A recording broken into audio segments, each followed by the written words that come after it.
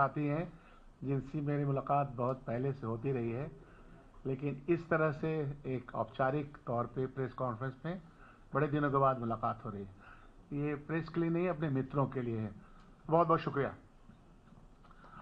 असल में लोकतंत्र में जन मुद्दा ही सबसे ज्यादा महत्वपूर्ण है और वोट चोरी जन मुद्दे से जुड़ा हुआ सवाल है। हमारे पूरे प्रेस कॉन्फ्रेंस की जो थीम है वो यहां से शुरू होती है। एसआईआर के माध्यम से वोट के चोरी का जो सिलसिला और मामला जिस परिप्रेक्ष्य में आया बिहार के संदर्भ में, वो जानना भी बहुत जरूरी है। आप सब जानते हैं कि बिहार के संदर्भ में, बिहार में एसआईआर आने के पहले कांग्रेस पार्टी के द्वारा बिहार के जो मुद्दे हैं, जो आज भी मुद्दे हैं, पलायन, बेरोजगारी, भुखमरी और करप्शन, शिक्षा, स्वास्थ्य, इन सब को लेकर के बड़े पैमाने पे वहां एजिटेशन चल रहे थे और बिहार की मौजूदा सरकार और देश की मौजूदा सरकार इस बात को समझ रही थी कि उनकी हालत खस्ता हो रही है। एक परिप्रेक्ष्य ये है, तो एसआईआर का मामला इस परिप्रेक्ष्य के मामले में भी समझना चाहिए, क्योंकि हम लोग बिहार में राजनीति करते हैं, इस बात को समझते हैं।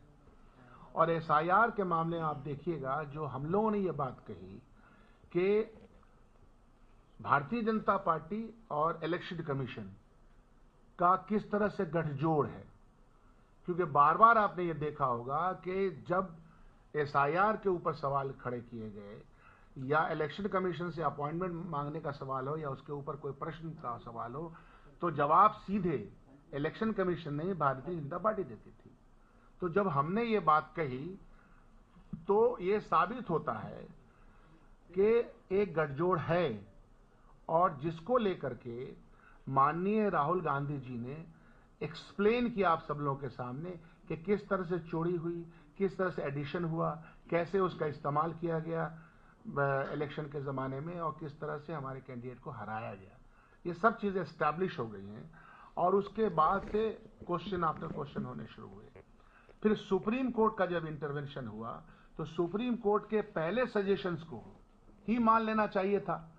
दो ऑटोनोमस बॉडी जब किसी सवाल जब खड़े करती है या सजेशन के तौर पर भी उसको मान लेना चाहिए था। जो आज के दिन में सुप्रीम कोर्ट ये कह रही कि करना पड़ेगा कि जो आपने 11 पॉइंट्स दिए थे, अब आपको 12वां आधार कार्ड को जोड़ना पड़ेगा, और आधार कार्ड का लिंकेजेस तो समझिए कि पार्लियामेंट में और सुप्रीम कोर्ट से तय हो चुका है। तो गोया के एसआईआर का पूरा मामला, भारतीय जनता पार्टी की पूरी पॉलिटिक्स आश्कार हो गई। राहुल गांधी जी की यात्रा से जो बिहार में मामला हुआ, उस यात्रा से जनमानस में ये बात चली गई और उसको ये विश्वास हो गया कि नहीं, ये सही है कि हमारे वोट की चोरी या वोट का एन केन प्रकार खेल हो रहा है। तो आप देखिएगा कि बड़े पैमाने पर वहां लोगों में सजगता भी आई और सजगता के माध्यम से लोगों ने अपना प्रयास करके, क्योंकि वहां के बीएलओ आप देखिएगा कि वहां जो हमारा ब्लॉक ऑफिस है, वहां सर्टिफिकेट मांगे जा रहे थे। फर्ज कीजिए कि हमको रेसिडेंशियल सर्टिफिकेट है, लाखों का पाइल ऑन हुआ, दे नहीं रहे थे, क्योंकि पूरी साजिश थी कि हमारे पास जो डॉक्यूमेंट भी 11 डॉक्यूमेंट में भी जो डॉक्यूमेंट मांगा जा रहा है और उसमें किसी डॉक्यूमेंट्स की जरूरत हमको ब्लॉक से है, उसको भी इंस्टॉल करने की कोशिश की गई। राहुल गांधी जी की यात्रा से यह पता चल गया, लोगों में जिज्ञासा आई, लोग दूर दूर से आने लगे और वोट चोर गद्दी चोर का नारा बच्चे बच्चे में भी ये सवाल गहराने लगा। और वोट चोर गद्दी चोर के साथ साथ एसआईआर के मामले से पूरे देश में एक तरह की जागृति आई। यह प्रश्न बहुत इंपॉर्टेंट प्रश्न है और आज के दिन में भी यह बात बना हुआ है। फिर वोट चोरी के मामले से क्या क्या चीजें लिंकेजेस हैं, जो राहुल गांधी जी की जो आखिरी सभा जो यहाँ पटना के डाक बंगले पे हुई है, कि वोट चोरी का संबंध किस किस चीजों से है, उसके बारे में डिटेल में हमारे प्रदेश अध्यक्ष जी बताएंगे। तो ये मोटा मोटी ये बात है कि परिप्रेक्ष्य क्या था, दूसरा उस परिप्रेक्ष्य की वजह से एसआईआर कैसे आया, एसआईआर के साथ जिस तरह से भारतीय जनता पार्टी ने उसको डिफेंड करना शुरू किया। और अब इसीलिए आप देखिएगा कि बिहार की जनता की वजह से बिहार की जनता ने जिस तरह से रिस्पॉन्ड किया है, तो एक और रिस्पॉन्स मांगने की कोशिश की गई थी बिहार में बंद के नाम पे, और उस रिस्पॉन्ड का क्या हुआ आपको भी हमेशा पता है। तो मिला जुला करके Bharatiya Janata party, election commission और मौजूदा सरकार बिहार की और देश की सरकार अब उनके सामने जो सवाल है उससे बच नहीं पाएगी। और बिहार के जो बुनियादी सवाल हैं, बिहार के मजदूरों के, किसानों के, नौजवानों के, महिलाओं के, वो सवाल आज भी खड़े हैं जिसके ऊपर हमारा चुनाव होना है। धन्यवाद। मैं सीधे चाहता हूं प्रदेश अध्यक्ष जी अपनी बात रखें।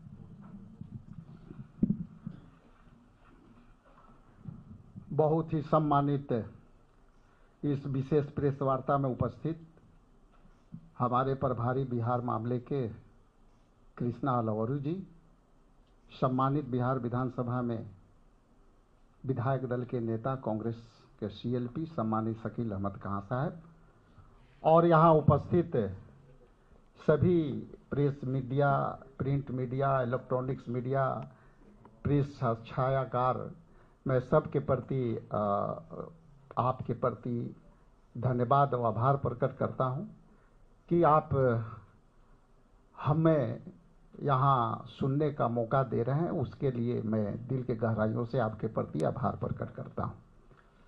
आप जैसा कि जानते हैं, मैं बहुत ही कम शब्दों में ज़्यादा कहने का कोशिश करूँगा, लेकिन देखिए, ये वोटर अधिकार यात्रा जो ले करके हमने निकला था और आदरणीय राहुल गांधी में जिस तरह से जनता ने कनेक्ट किया, उसकी दो ही पहलू के रूप में देखना चाहिए, या हम देख रहे हैं।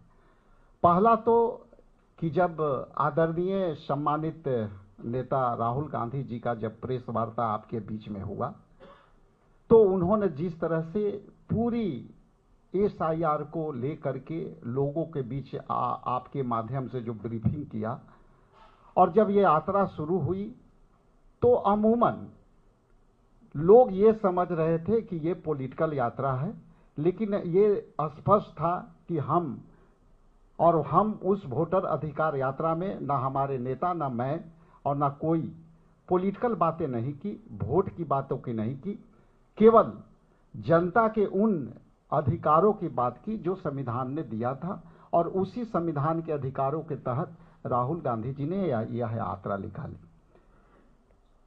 मैं पहला बात तो आपके बीच ये रखना चाहता हूं कि जिस तरह से शुरू में इलेक्शन कमीशन ने 20% पहले ही भविष्यवाणियां की थी कि 20% लोगों के नाम कटना तय है, और उसी हिसाब से बिहार में 65,64,000 नाम काटे गए। और ये बातें लगातार जो 11 डॉक्यूमेंट मांगे जा रहे थे, जो वोटरों को प्रमाणित करना था कि वो 11 वोटर जो वही प्रमाणित तौर पर वोटर होंगे जिनके पास 11 जो है आपको वोट का प्रमाण देंगे, नाम जुड़ेगा। उस संदर्भ में लगातार हम लोग बिहार में भी इंडिया गठबंधन के नेतृत्व में और हमारे नेता के निर्देशन पर हम लोगों ने लगातार ये मांग की कि आप आधार को क्यों नहीं मानते हो।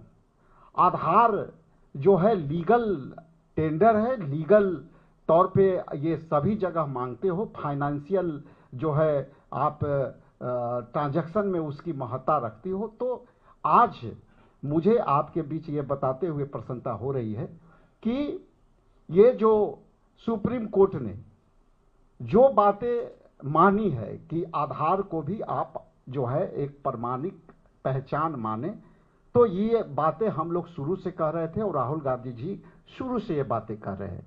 तो ये बात प्रमाणिक तौर पर ये हो गई कि ये सुप्रीम कोर्ट माननीय सर्वोच्च न्यायालय ने ये बात यदि आदेशित किया है तो ये जनता की जीत है और जनता की अधिकारों का जीत है, और हमारे नेतृत्वकर्ता राहुल गांधी जी का एक सोची दूरदृष्टि पक्का इरादा वाली नेतृत्व से हुआ है। आप यदि देखेंगे तो ये इस यात्रा पर कई लोगों का जो है आया है कि बहुत यात्रा सफल हुई। उस पे 2 सेकंड में मैं अपनी बातें कहना चाहता हूं कि यह वोटर अधिकार यात्रा अमूमन लोग ये समझ रहे थे कि यह राजनीतिक यात्रा है, लेकिन ये स्पष्ट हो चुका राहुल गांधी जी के उस जो है प्रेस वार्ता से जिसमें उन्होंने प्रमाणिक तौर पर साबित कर दिया। और जब यह यात्रा निकली तो लोगों तक, हम लोगों को भी अंदाजा नहीं थी कि ये यात्रा में लोगों का इतना जो है समर्थन मिलेगा। गर्मी में, धूप में आपको खिड़कियों से लोग कई किलोमीटर राहुल जी के गाड़ी के पीछे दौड़ रहे थे।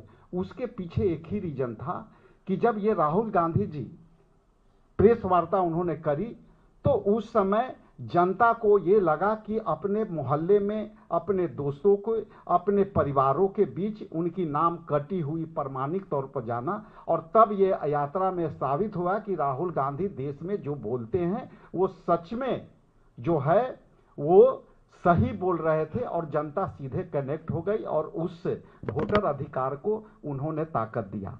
और वोटर का जो अधिकार है उसको लेकर के जिस तरह से राहुल गांधी जी ने कही कि वोट चोरी का मतलब जो है अधिकार का चोरी, आरक्षण की चोरी, रोजगार की चोरी, शिक्षा की चोरी और लोकतंत्र की चोरी और युवाओं की भविष्य की चोरी।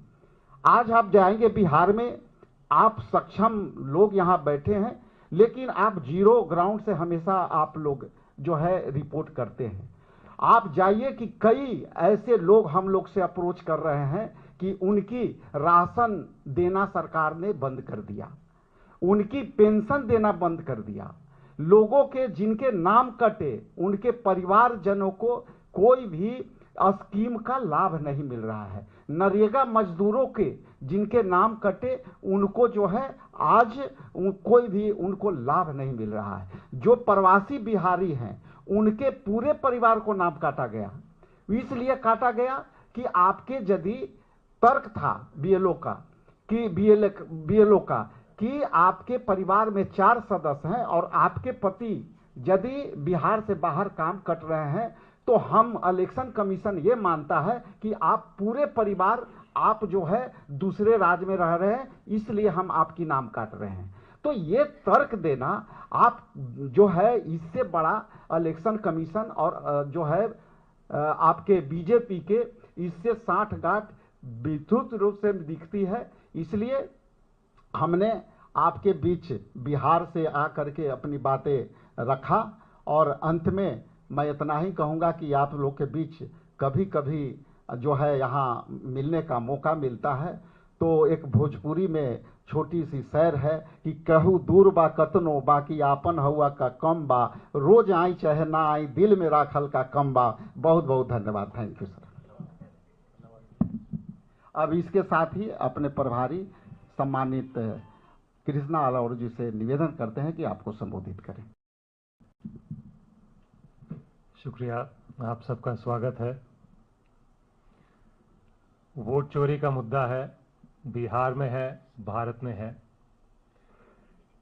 वोट चोरी के क्रोनोलॉजी के बारे में थोड़ा आपसे बात करना चाहता हूं।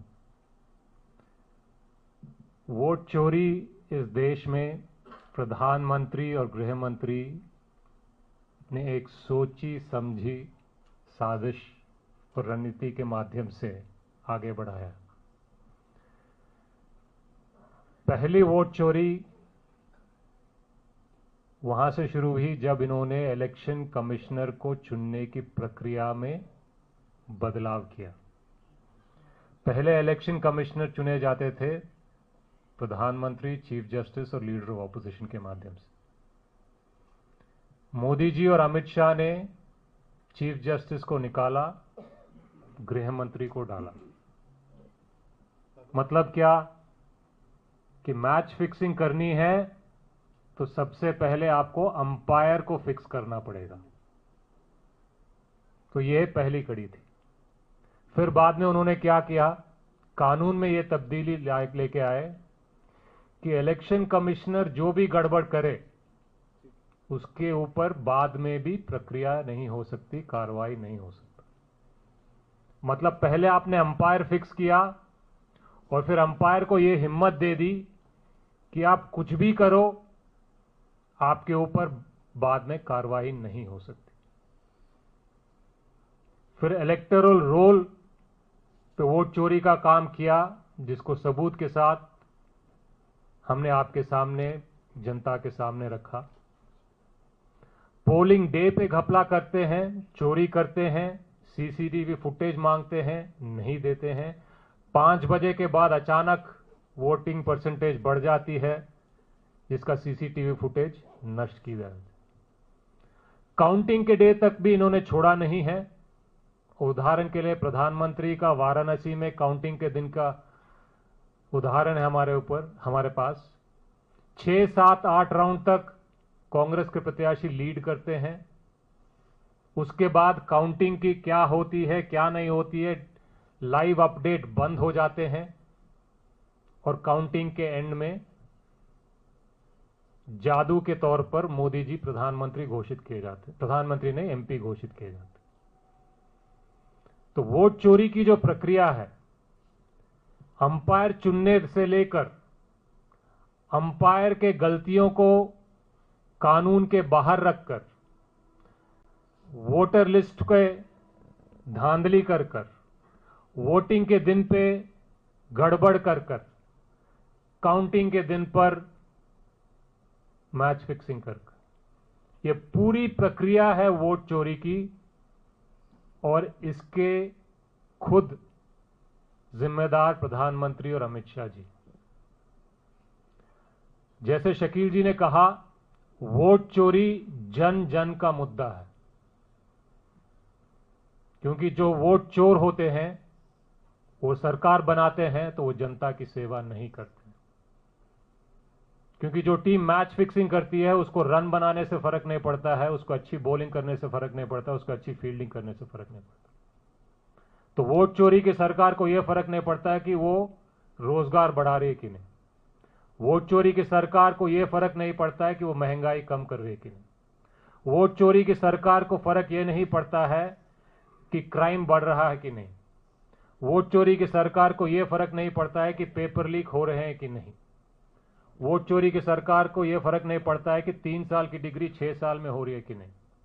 वोट चोरी की सरकार को यह फर्क नहीं पड़ता है कि आपके माँ बाप और आपके बच्चों के इलाज के लिए आपको हजारों करोड़ों रुपया खर्च करना पड़ रहा है। तो वोट चोरी जनता के हर समस्या का जड़ है। ये बात हम जनता को आपके माध्यम से बताना चाहते हैं। इसीलिए बिहार में जो हालत आज खराब है, अगर बिहार में हालत बदलना है तो सरकार बदलनी है और उसके बाद बिहार बदलेगा। धन्यवाद। सवाल?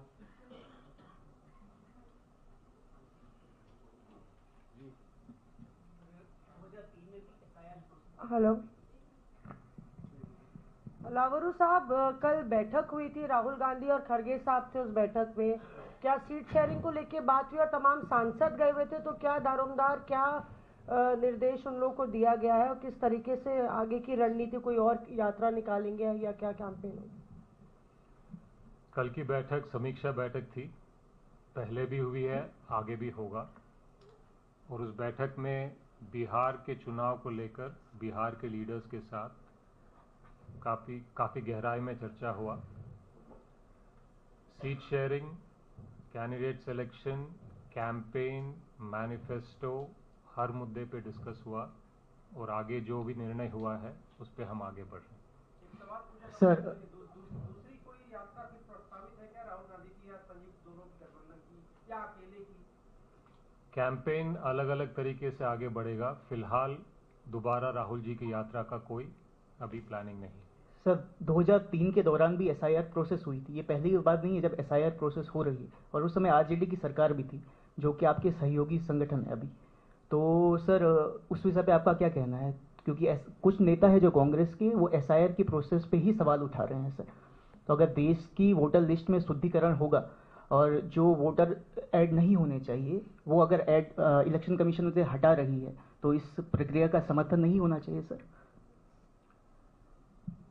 आपने अगर स्टडी किया होगा कि 2003 के एसआईआर और 2025 के एसआईआर में क्या फ़र्क है, तो आप शायद ये सवाल नहीं पूछते। पहली बात तो उस प्रक्रिया के लिए अच्छा खासा समय दिया गया था। प्रक्रिया बनाने से पहले चर्चा हुई थी, चुनाव से पहले प्रक्रिया नहीं हुई थी। इस बार जो प्रक्रिया हुई है हड़बड़ी में हुई है, रातों रात हुई है, बिना चर्चा के हुई है, बिना सोच समझ के नियम बनाए गए हैं जिसकी जिक्र हमने किया है।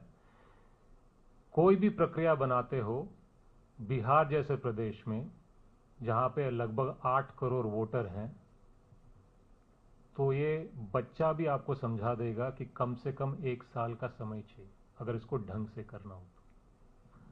और जो प्रमाण पत्र सबसे ज्यादा गरीब लोगों के पास हैं, जो बाकी सारे महत्वपूर्ण काम के लिए माने जाते हैं, उसको बिहार में 1 महीने के प्रक्रिया से काटने का मंशा क्या था, सेंस क्या था। तीसरी बात, चुनाव के पहले बाढ़ के समय में ग्रामीण क्षेत्रों में आपने जिस तरीके के नियम कानून लगाए थे वो आपने खुद फॉलो नहीं किए। फॉर्म कैसे भरे गए हैं, किसने भरे हैं, कहां पर भरे हैं, इस पे आप लोगों के साथियों ने वीडियो बना बनाकर शेयर किया। तो उस एसआईआर और इस एसआईआर में जमीन आसमान का फर्क है। ये वोट चोरी की एसआईआर है, वो वोटर लिस्ट को सुधारने की एसआईआर थी।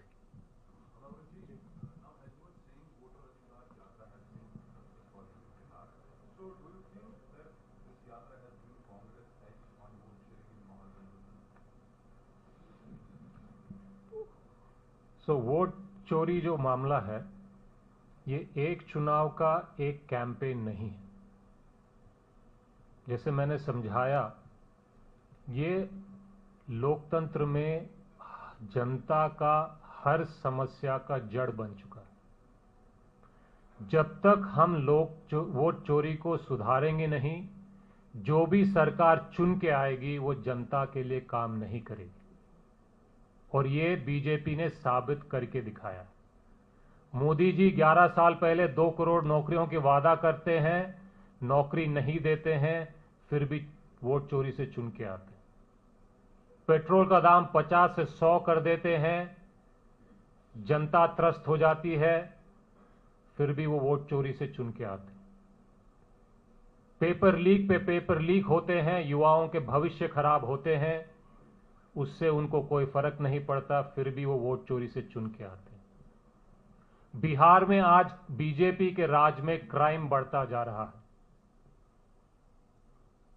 उससे इनको कोई फर्क नहीं पड़ रहा, क्योंकि इनको पता है कि ये वोट चोरी से सरकार बनाते हैं। बिहार में जब तक ये सरकार वोट चोरी से बनती रहेगी, बिहार की जनता की समस्याओं का समाधान नहीं होगा।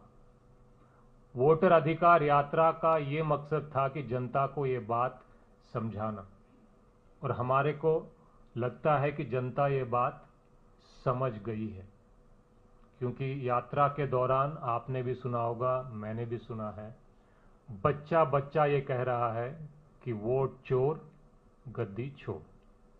आपके सहयोगी हैं बिहार में जो सबसे मजबूत तेजस्वी यादव। कृष्णा लावरी जी, यहाँ सवाल है मेरा। जो कल एक ट्वीट किया है तेजस्वी यादव ने नेपाल के हालात का जिक्र करते हुए, नेपाल के नज़दीक है बिहार, डरा नहीं रही हैं, सिर्फ बता रही हैं चुनाव आयोग को।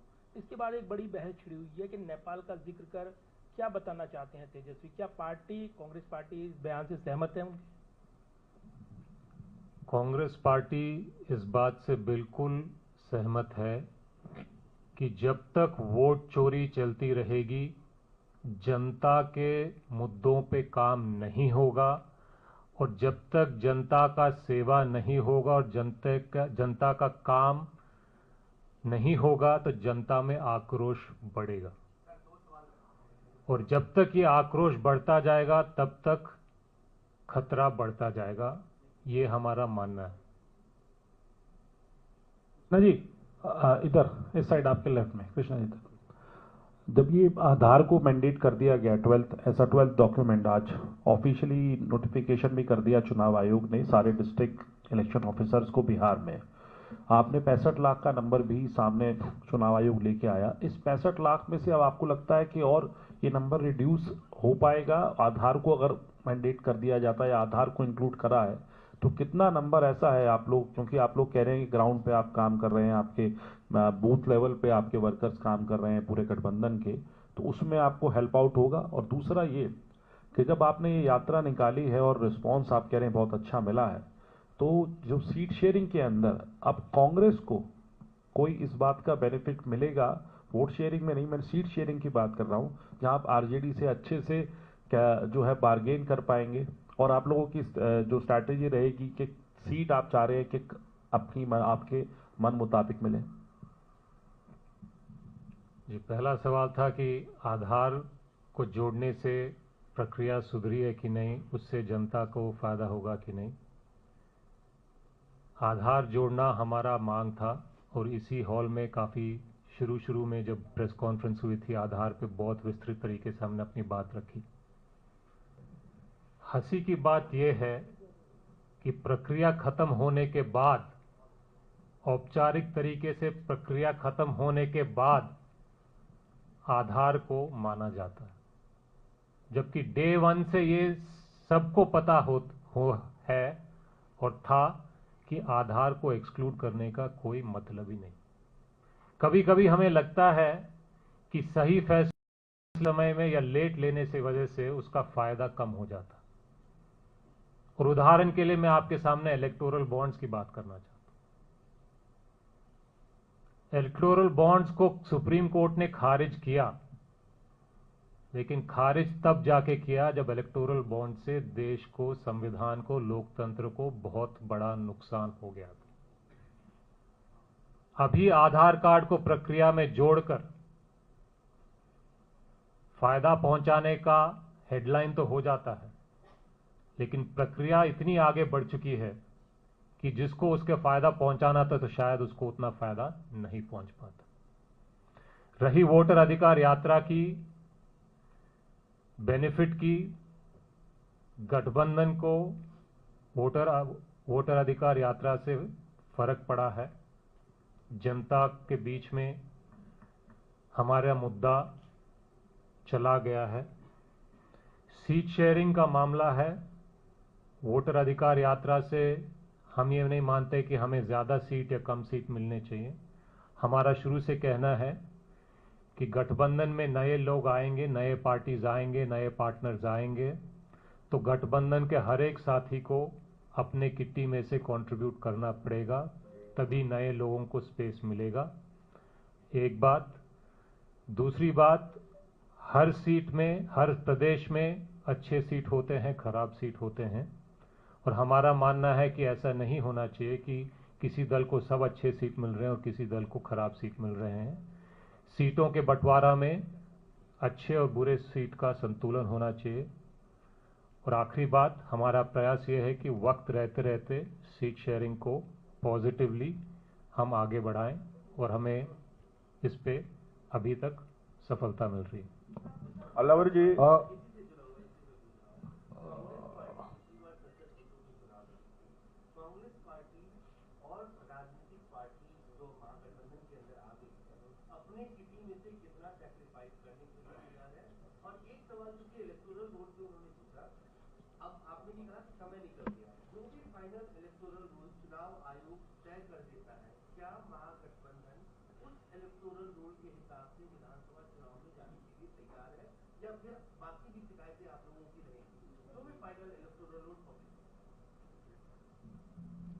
जो भी फाइनल इलेक्टोरल रोल पब्लिश होता है उस पे हम आगे मुद्दा उठाएंगे या मुद्दा बनाएंगे, वो इस पे डिपेंड करता है कि इलेक्टोरल रोल की क्वालिटी क्या है।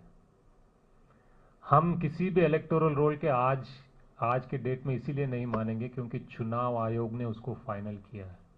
क्योंकि जैसे मैंने कहा, इस मैच में अंपायर फिक्स्ड है। अगर इलेक्टोरल रोल में हमें गड़बड़ियां दिखेंगी तो हम उसको मुद्दा बनाएंगे, हम मुद्दा उठाएंगे, और इसमें कोई पीछे हटने वाली बात नहीं है। रही कौन सी पार्टी कितने सीट सैक्रिफाइस करेगी, उसके लिए सबसे पहले ये जानना ज़रूरी है कि नए पार्टनर्स कितने आ रहे हैं और उनको कितना सीट दिया जाएगा। उसके बाद हमारा मानना है कि प्रोपोर्शनेटली हर पार्टी को